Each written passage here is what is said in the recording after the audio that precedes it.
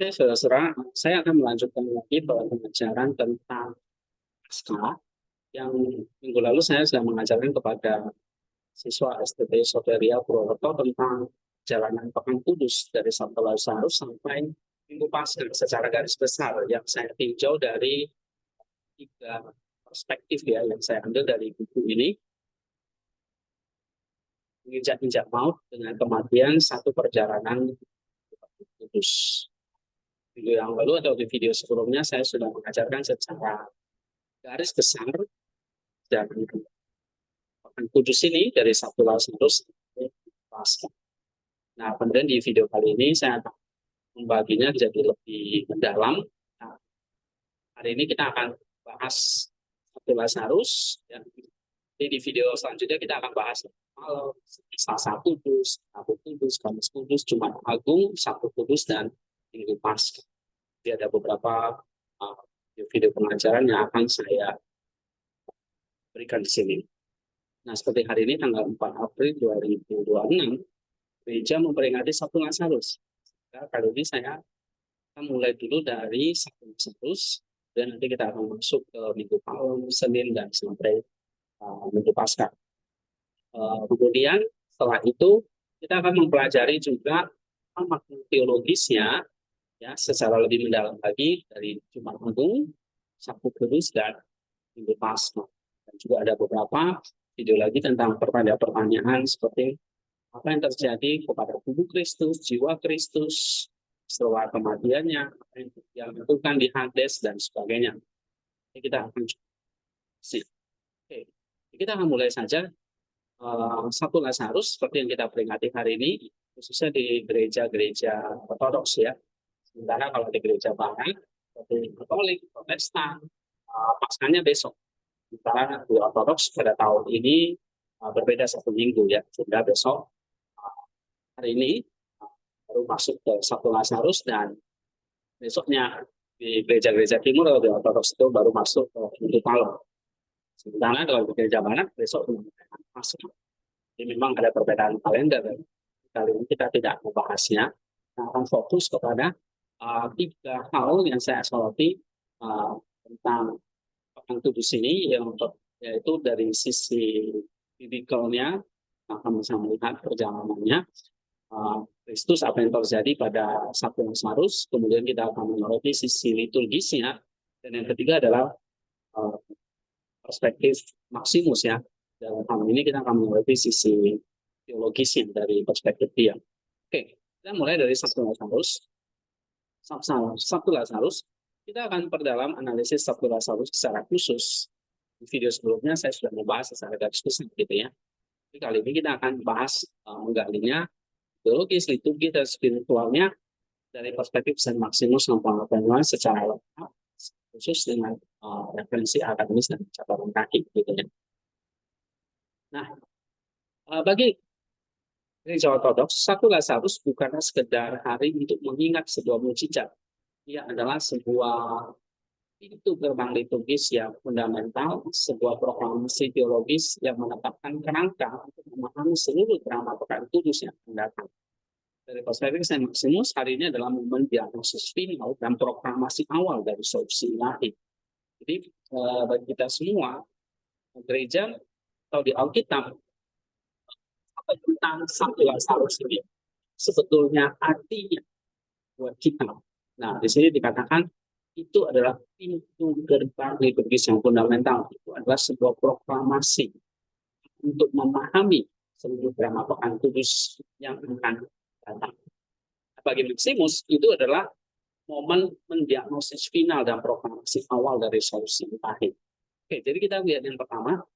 Secara biblikal itu tercatat di dalam Yohanes pasal 11. Ini adalah sebuah drama teologis. Injil Yohanes menyajikan kisah ini bukan sebagai laporan jurnalistik, tapi sebagai sebuah tanda atau simeon yang kaya akan makna teologis. Saint Maximus akan membaca setiap detilnya sebagai sebuah ikon yang menyingkapkan realitas yang lebih dalam. Mari kita lihat pertama. Penyakit ini tidak akan membawa kematian, tetapi untuk menyatakan kemuliaan Allah. Yohanes pasal 11. Bagi Maximus, ini adalah kunci hermeneutik untuk seluruh peristiwa. penderitaan dan kematian diizinkan oleh Allah bukan sebagai tujuan akhir, tapi sebagai arena di mana kehidupan dan kemuliaannya akan dinyatakan secara lebih agung. Nah, ini adalah prinsip dari ekonomia atau rencana keselamatan ilahi. Yang kedua, penundaan Kristus. Kalau kita baca dalam Yohanes pasal 11 tadi, Kristus dengan sengaja menunggu hingga Lazarus mati dan bahkan sudah membusuk mayatnya. Ini bukan tanda ketidakpedulian Yesus, tapi kalau kita lihat dari lensa Maximus, ini adalah sebuah tindakan terapeutik, tindakan penyembuhan yang disengaja. Kristus menunggu hingga penyakit kodrat manusia, yaitu kematian dan kebusukan dan bertolak, mencapai manifestasi yang paling penuh dan tak terbantahkan. Yang melakukannya agar obat yang akan ia berikan tidak diragukan lagi kemunculannya.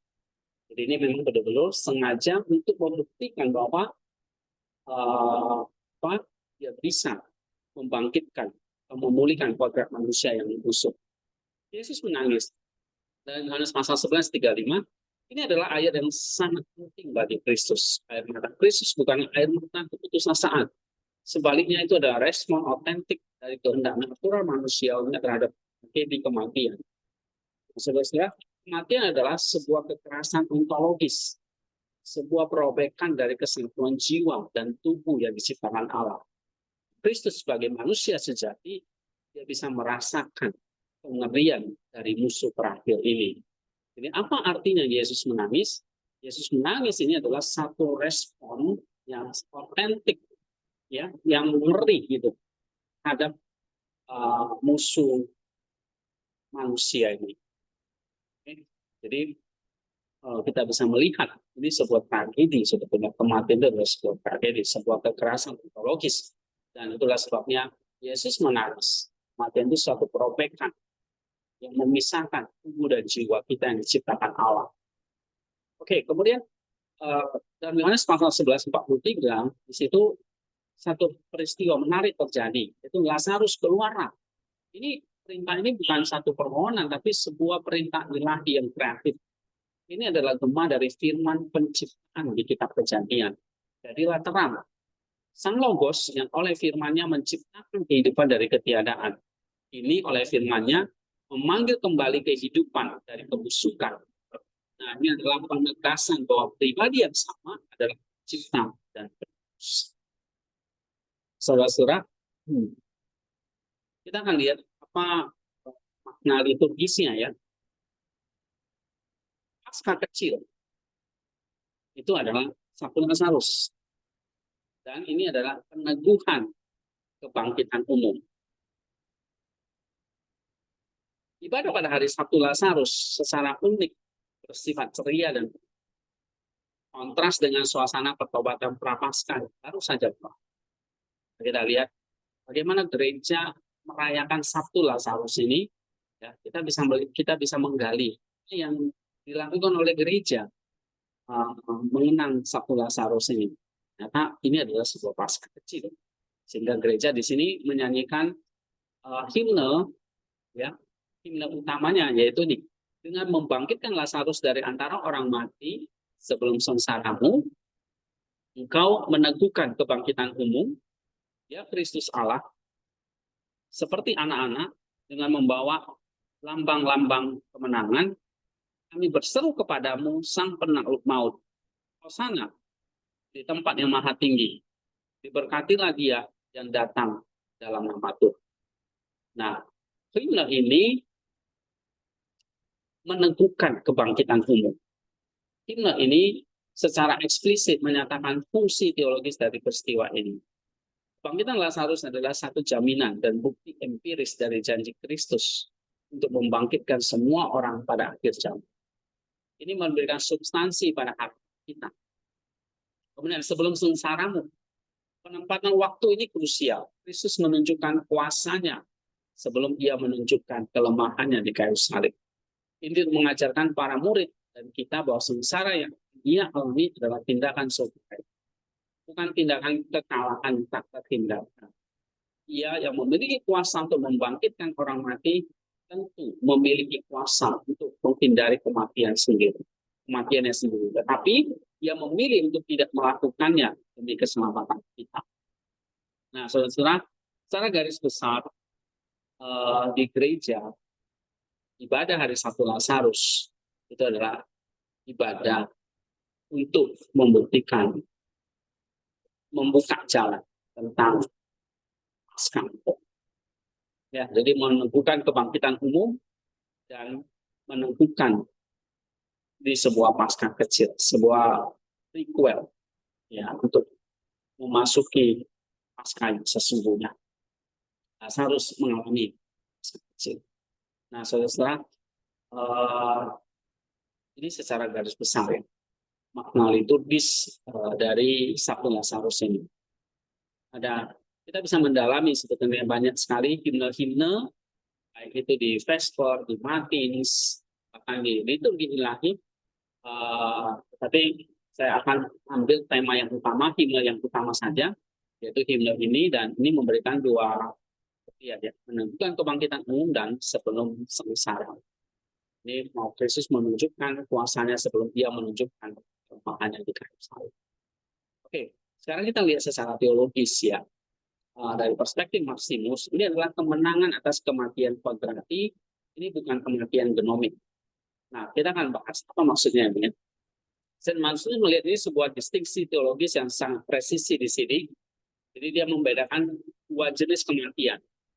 Pertama, kematian Quadrati, ya, ini physical, ya, natural death. Ini adalah perpisahan antara jiwa dan tubuh, sebuah konsekuensi dari kejatuhan yang menimpa seluruh kodrat manusia. Inilah kematian dialami Lazarus.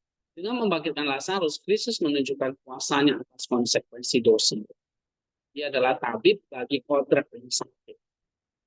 Nah, sedangkan kematian yang keduanya adalah kematian genomik atau kematian spiritual death.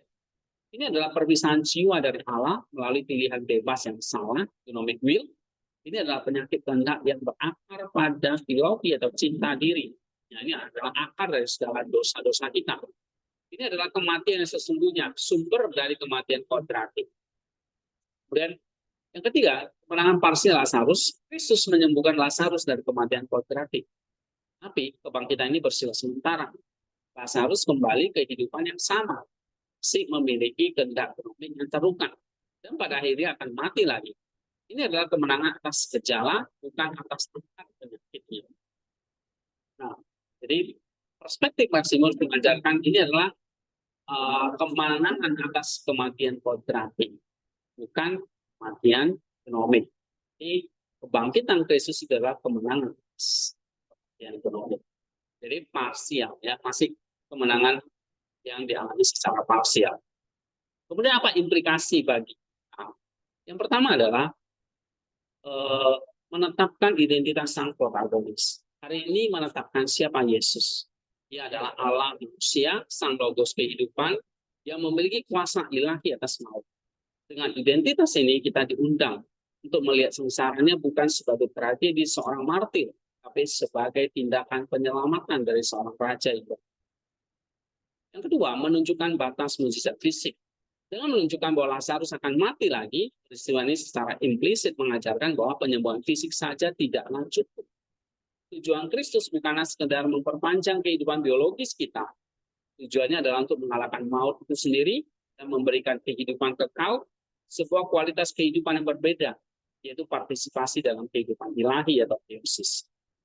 Yang ketiga, implikasinya buat kita adalah jika satu Lazarus Kristus mengalahkan kematian orang lain dengan firman-Nya, Lazarus keluar dengan firman-Nya, maka Jumat Agung ia mengalahkan kematian itu sendiri dengan kematiannya. Ini poin pentingnya. Ini adalah sebuah eskalasi yang tak terhingga. Sabtu Lazarus adalah proklamasi kemenangan atas kematian kodrati. Paskah adalah proklamasi kemenangan atas kematian itu sendiri, baik kodrati maupun spiritual. Jadi saudara, kesimpulannya adalah Sabtu Lazarus dalam teologi Saint Maximus adalah momen di mana sang logos secara dramatis mendemonstrasikan otoritasnya sebagai sumber kehidupan atas kodrat manusia telah jatuh ke dalam pembusukan dan petolak. Namun ini adalah sebuah kemenangan yang dengan sengaja dibiarkan tidak lengkap, tapi ini seperti sebuah prolog, ya, pedagogis yang meneguhkan iman para murid, mendefinisikan identitas ilahi Kristus, dan secara profetik menunjukkan pada kemenangan yang lebih besar dan lebih permanen yang akan ia capai melalui salib dan kebangkitan. Peristiwa ini bukanlah solusi akhir, melainkan janji yang terlihat dari solusi akhir yang memfokuskan harapan kita bukan pada pemulihan kehidupan fana, tetapi pada partisipasi dalam kehidupan abadi itu sendiri. Ya, saya rasa itu yang penting ya dari satu Lazarus secara 3 perspektif tadi yang saya berikan secara garis besarnya ya, 3 perspektif tadi. Nah, ini beberapa referensi yang saya ambil, yaitu dari Smeman, dari Andrew Ludd, dan juga beberapa tulisannya dari Paul Eblorus dan Robert Louis Hill. Oke, saya kira itu yang bisa saya bagikan. Semoga satu Lazarus ini meneguhkan iman kita akan Kristus. Itu semuanya.